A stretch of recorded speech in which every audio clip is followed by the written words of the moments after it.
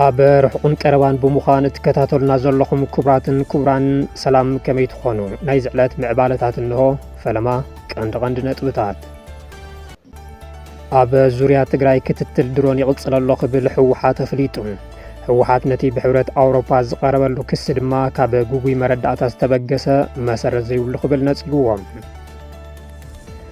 ጀነራል ጻድቃን ገብረትንሳኤ ኣብ ትግራይ ዘሎ ሓይሊ ነዊሕ ዕድመ የብሉን ክብሉ ተሰሚዖም ንስርዓት ፌደራሊዝም ዝቃወም ዝነበረ ሻዕብያ ሕዚ ትግራይ ነጻ ሃገር ንኽትከውን ይደፍእ ኣሎ ክብሉ እውን ከሲሶም ስርዓት ብልጽግና እንተዘይጥፊና ለዓላውነትና ኽቢርና ክንነብር ኣይንኽእልን ክብል ጀነራል ሃይለ ስላሴ ግርማይ ወደም ቤተ ጠንቂቖም ሰራዊት ሱዳን ኣብ ጥቓ ደቡብ ኢትዮጵያ ክልተ ወሰንቲ ቦታታት ከም ዝተቆጻጸረ ኣፍሊጡ ሕዚ ናይዚኦምን ካልኦትን ዝርዝር ክነስምዐኩም ኢና ሰናይ ጻንሒት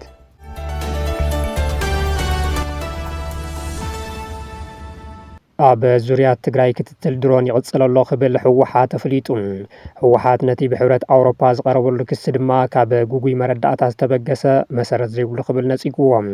ሕወሓት ሎሚ 22 ሰነ 2018 ዓመተ ምህረት ንሕብረት ኣውሮፓ ኣብ ዝሃቦ መልሲ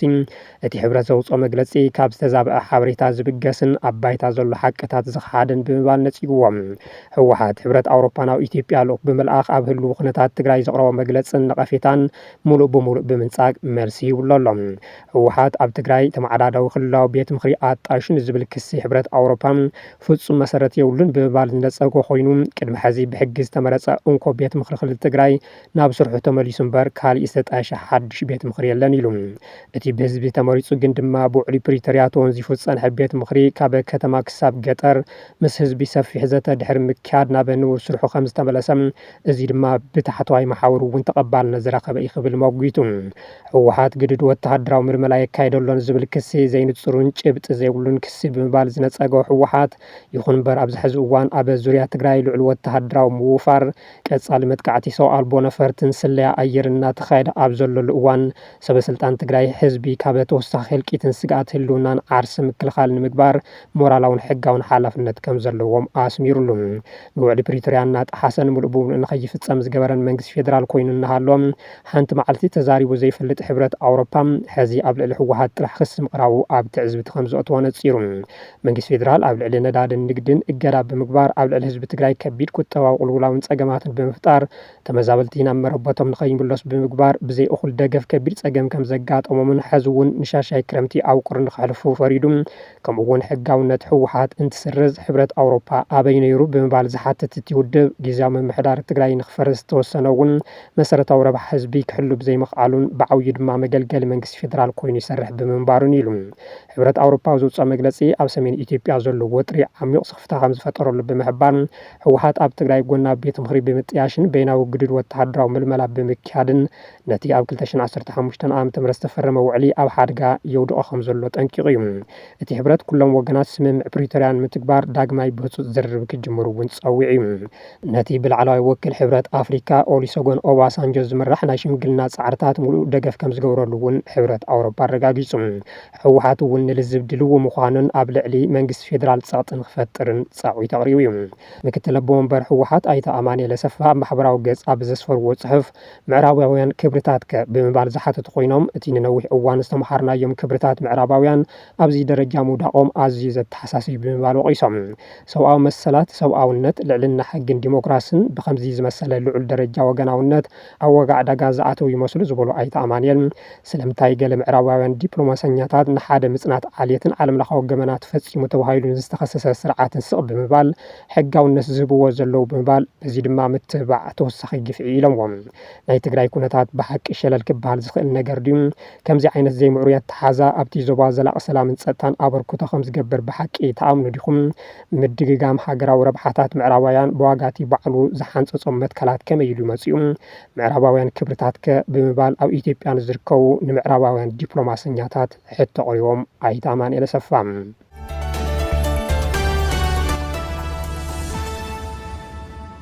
ጀነራል ጻድቃን ገብረትንሳኤ ኣብ ትግራይ ዘሎ ሓይሊ ነዊሕ ዕድመ የብሉን ክብሉ ተሰሚዖም ንስርዓት ፌደራሊዝም ዝቃወም ዝነበረ ሻዕብያ ሕዚ ትግራይ ነፃ ሃገር ንኽትከውን ይደፍእ ኣሎ ክብሉ እውን ከሲሶም ንክልተ ዓመታት ኣብ ስልጣን ኣብ ዝነበሩሉ እዋን ካብ ኣኼባ ብዝዘለለ ዝኾነ ዓይነት ለውፂ ኣያምፁን ተባሂሎም ዝንቀፉ ጀነራል ጻድቃን ገብረትንሳኤ ኣብ ዝተፈላለያ ሚድያታት ስርዓት ብልፅግና እናቐረቡ ብዛዕባ ኣብ ትግራይ ዘሎ ገበነኛ ዝብልዎ ሓይሊ ምዝራብ ተታሒዞም ይርከቡ። ኣብ ዝሓለፈ ሰሙን ምስ ቴሌቭዥን ቲቢኤስ ብቋንቋ ትግርኛ ቃለ መሕተት ዘካየዱ ጀነራል ጻድቃን ሕዚ ድማ ሰሙን ኣብ ዘይመልአ ምስቲ ቀንዲ ደጋፊ ስርዓት ብልፅግና ዝኾነ ኤንቢሲ ዝበሃል ቴሌቭዥን ጣብያ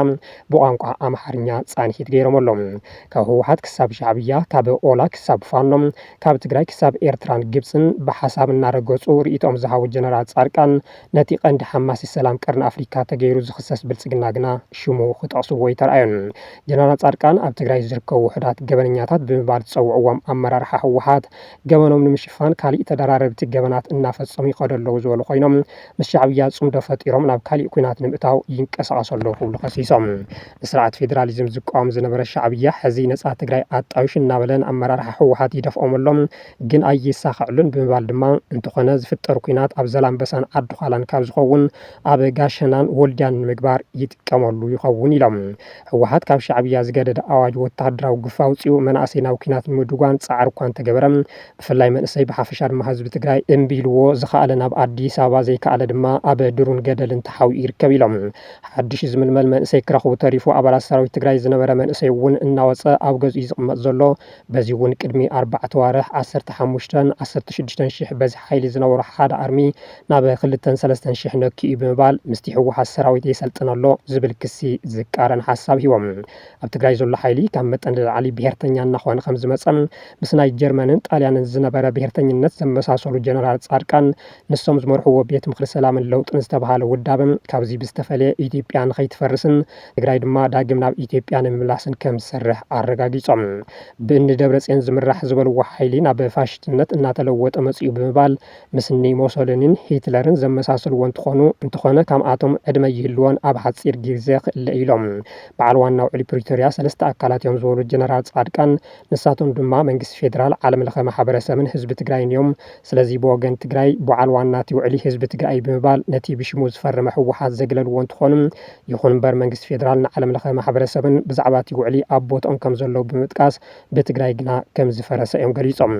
ጀነራል ጻድቃን ሕዚ ካብ ደሙ ንፁህ ኮይኖም ንኻልኦት ገበነኛታት እኳ እንተበሉ ቅድሚ 5 ዓመት ሃገረ ትግራይ ክትውንኒኻ እናበሉ ንመንእሰይ ትግራይ ናብ ኩናት ይስሕብዎ ካብ ዝነበሩ ኣመራርሓ ሓደ ከም ዝኾነ እዩ ዝግለጽ ብኻሊእ ገጽ ጀነራል ጻድቃን ኣብ እዋን መኸተ ናብ በረኻ ዝወፁ ንውልቃዊ ድሕንነቶም ማለት እውን ኣብ ኣዲስ ኣበባ እንተፀኒሐ ምስ ብልፅግና ልፍንቲ ዝፈጠረ ሻዕብያ ክቐትለኒ ኢሎም ብምስጋእ እምበር ብሄርተኛ ስለ ዝኾነ ኣይነበረን ዝብሉ ገለ ወሃብቲ ትርኢቶም ሕዚ ህወሓት ምስ ሻዕብያ ፅምዶ ምስ ፈጠረ ድማ ሻዕብያ ከይቐትሎም ብምስጋእ ካብ ትግራይ ናብ ኣዲስ ኣበባ ብምምላስ ኣንጻር ብሄርተኛ ትግራዋይ ተሰሊፎም ኢትዮጵያውነት እናጎስጎሱ ይርከቡ ብምባል ይኸሱ ጀነራል ጻድቃን ሓደ እዋን እቲ ብጣዕሚ ዘሕዝነኒ ብሰንኪ ሻዕብያ ናብ ትግራይ ዘይኣቱ ምዃን እየ ምባሎም ዝዝከር እዩ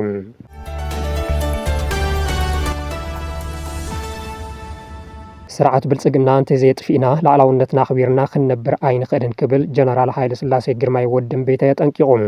ኣብ ኣርሚ 33 ካብ ሓይሊ ንላዕሊ ንዘለዎ ኣመራርሓ ንልዕሊ 3 ሰሙን ክወሃብ ዝፀንሐ ካልኣይ ዙር ናይ ኣመራርሓ ስልጠናን ትእዛዘም ዝተረኸበ ኣባል ላዕለዋይ ኣመራርሓ ሰራዊት ትግራይ ጀነራል ሃይለ ስላሴ ግርማይ ወድን ቤተይ ሰራዊት ትግራይ ንህዝቡን ስውዓት ብፆትን ዘይጠለመ በዓል ጽኑዕ ኺዳን ኢሉ ኣብ ዞባ ደቡብ ትግራይ ን3 ሰሙናት ኣብ ወተሃደራዊ ሳይንስን ጥበብን ኣብ እዋናዊ ፖለቲካዊ ኩነታት ኣብ ታሪክን ክብርታት ትግራዋይነትን ኣብ ምሕዳራን ኣጠቓቕማ ሃፍትን ሰራዊትን ወዘተ ዲሂቡ ካብ ሓይሊ ኣዛዝ ንላዕሊ ክወሃብ ዝፀንሐ ካልኣይ ዙር ስልጠና ተዛዚሞሎም ሎሚ ስልጠናኹም ወዲእኹም ትምረቑ ዘለኹም ሰብ ጽኑዕ ኺዳን ዝኾንኩም ኣመራርሓ ኣርሚ 33 ጅግነትኩም ሰሚዐ ዘይኮነ ስርኤ ዝፈልጥ እየ ዝበለ ተገዳላይ ወድን ቤተይ ቅያን ጅግነትን ሰራዊት ትግራይ ጸላኢ እውን ዝምስክሮ ሓቂ ኢሉ መሬትና ሞት ተመዛበላይ ወገናትና የብቅዕ ጥሜትን ሕማምን ህዝብና ኣኽሎ ክንዲ ዝበልና ውግእ ደለይቲ ኢኹም ይብልና ኣለዉ ዝበለ ጀነራል ሃይለ ስላሴ ግርማይ ወድን ቤተይ እዚ ኩሉ ግን ንኣና ስለ ዘይገልጽ ከም ንቃለሶን ፍትሓዊ ቃልስና እውን ብዓወት ከም ዝዛዘመን ገሊጹ ጸላእቲ ንተጋሩ እንተዘየጥፊኦም ወንበሮም ከም ዘየጽንዑ ዝገለጸ ወድም ቤተይ ንሕና እውን ከም ህዝቢ ክንጠፍእ ከይኮነስ ጸላእትና ክነጥፍእ ኣለና ኢሉ ጀነራል ወድም ቤተይ ስርዓት ብልጽግና እንተዘየጥፊና ላዕላውነትና ኣኽቢርና ክንነበር ከም ዘይንኽእል ብምግላጽ ምስ መላፍንትና ኮይና ክነጥፍኦም ኢና ኢሉ ተገዳላይ ወድም ቤተይ ሻላ ስትራቴጂካዊ ኣንፈትና ጸላእትና ዝነብሩ ፈተውትና ጥራሕ ዘይኮነስ ሓገዝትናን ጠቐምትናን ክኾኑ ጌርና እዮም ኢና ክብል እውን ኣውሪሁ ጀነራል ወድም ቤተይ ከም ዝገለጾ ንስዋኣትን ህዝብን ክሒዶም ናብ ሸዋ ዓፋርን ካልኦት ከባቢታትን ዝኸዱ ዝተፈላለዩ ድልየትን መንነትን ዘለዎም እዮም እቶም ኣብ በረኻታት ከርተት ዝብሉ ዘለዉ መሲልዎም ዝተደናገሩ ስለ ዝኾኑ ናብ ቦትኦም ናባና ክምለሱ ክንፅዕረሎም ይግባእ ኢሉ እቶም ወግሐ ፀብሐ ኣብ ሚድያ ኮይኖም ዝዛረቡ ድማ ብኣፎም ዝኽፈሎም ኣፎምን ርእሶምን ንብልጽግና ብምክራይ ዝናወሩ ንኸብዶም ሸቀልቲኦም ክብል ነቒፍዎም እቶም ዋና መራሕቲ ናይ ዝሽፍትነት ድማ ከምቲ ሰብ ዝብልዎም ቅመኛታት ስለ ዝኾኑ ዘይኮነስ ብጻምእ ስልጣን ገደል ዝኣተው እዮም ናይዚኦም ጻምእ ስልጣን ኣብ ትግራይ ጥራሕ ዘብቅዕ ኣይኮነን ብልጽግና እውን ኣብ ከይዲ ክግልውጥዎ ዝሓልሙ እዮም ንትግራይ ንኢትዮጵያን ኣፍሪካ ክንመርሕ ኣለና ዝብል ሕማም ስልጣን ዘለዎም ዓቕሚ ግን ዘይብሎም እዮም ከምዚ ምዃኖም ብልጽግና እውን ይፈልጦም እዮም መወዳእቶም ድማ ሕማቅ ክኸውን ኢሉ ገሊጽዎም ጀነራል ወድም ቤተይ ጸላእቲ በሪ ሰላም ዓጽዮም ናብ ውግእ ዘእትዩና እንተኾይኖም ሎሚ ከም ቀደምን መይንና ከም ዘይኮናን ድልውነትና እውን ኣብ ዘተኣማምን ደረጃ ከም ዘሎን ብምግላጽ ጀግንነት ናይ ስልጠና ብቕዓትን ኣርሚ 33 ብምድኣድ ንነበራት መናእሰይን ኣመራርሓን ኣርሚ 33 ዝተውሃቦም ልኡኽ ብብቕዓት ክፍጽሙ ሓደራ ይብል ኢሉ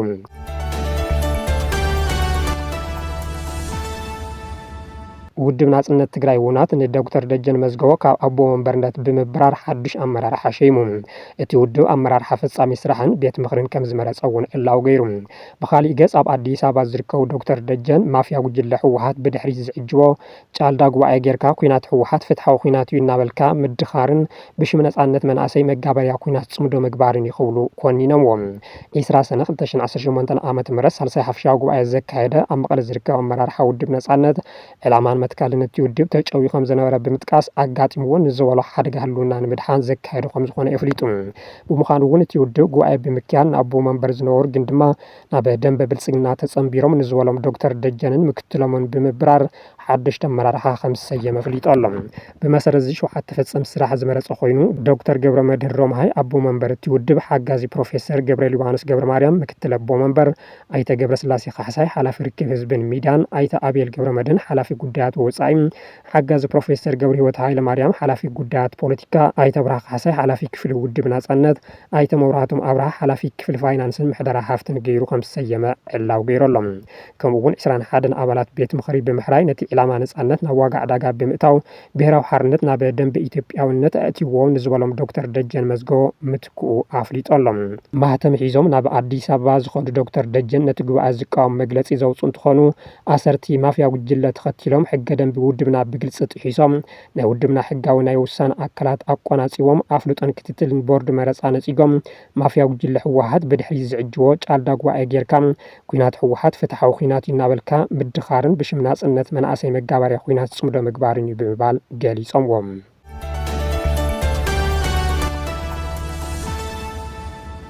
ሰራዊት ሱዳን ኣብ ጥቓ ደቡብ ኢትዮጵያ ክልተ ወሰንቲ ቦታታት ከም ዝተቆጻጸረ ፍሊጡ ሰራዊት ሱዳን ሎማዓንቲ ብዝፈጸሞ መጥቃዕቲ ኣብ ደቡብ ሱዳን ኢትዮጵያን ዝርከብ ስትራቴጂካዊ ከተማታት መቃጃንን ሰርኩምን ካብ ዕጡቕ ሓይሊ ሚሊሻ ጃንጃዊድ ከም ዝመንዝዕ ፍሊጡ ኣሎ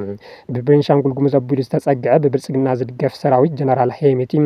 ብበዝሒ ከም ዝረገፈን ከም ዝተማረኸን ዝገለጸ ሰራዊት ሱዳን ብዙሓት ወታደራዊ ተሽከርከርቲ ከም ዝመንዝዕ እውን ረጋጊጹ ዕጥቂ እንተዘይፈቲሑ ምስ ብጀነራል መሐመድ ሓምዳን ደጋሎ ዝምራሕ ዕጡቕ ሓይሊ ልዝብ ዝበሃል ከም ዘየለም ኣብዚ ሰሙን ዘፈለጡ ኣዛዝ ሰራዊት ሱዳን ጀነራል ዓብዱልፈታሕ አልቡርሃን ሰራዊቶም ኣብ ግዛት ቡሉናይል ሰፊሕ መጥቃዕቲ ዝፈጽም ዘሎ ኮይኑ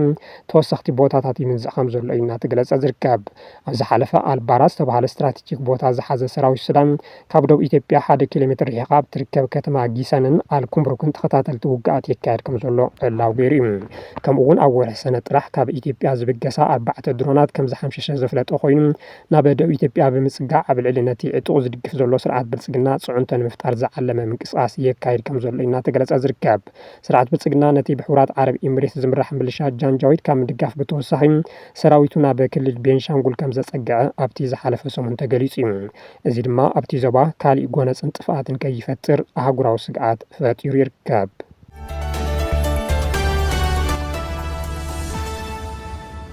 ንትሕዝቶታትናን ቻናልና ላይክ ሼርን ሳብስክራይብ እናጎርኩም ስለትከታተሉና ብምስጋን ናይ ዝዕለት ዜናታት ነዚኦም ይመስሉ ነይሮም። ሰላም ድሓን ኩኑ።